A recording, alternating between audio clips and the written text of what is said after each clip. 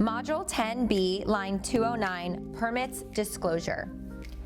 Except as may have been disclosed by seller to buyer in a written disclosure, seller does not know of any improvements made to the property which were made without required permits or made pursuant to permits which have not been properly closed or otherwise disposed of pursuant to section 553.79 FS.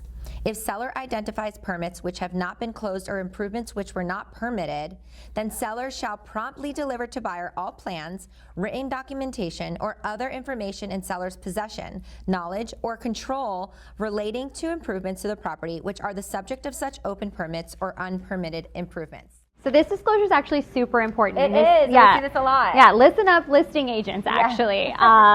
You know, this is why the seller's disclosure is so important, because you're having a seller sign a contract saying that they know of no work that was rendered without permits. Well, I practice in Miami, Florida.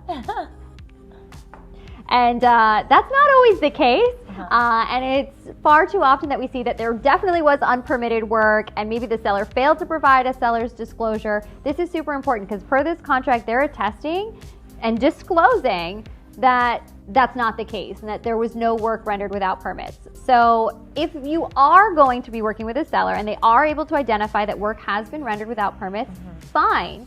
But just make sure that they are able to provide any documentation that they have in their possession over to the buyers so that the buyers can figure out how to properly rectify this permit issue. Right, and with the, so as we said, a seller's agent's job is to have the sellers prepare a seller's disclosure, right? And ask the right questions in that early phase of preparing the listing to go on market to understand if there was work done. And going online, and you can look it up yourself and see if there are any open and expired permits, right? 100%. Because sometimes this can lead to bigger problems down the road. If there are open and expired permits, maybe they've turned into liens.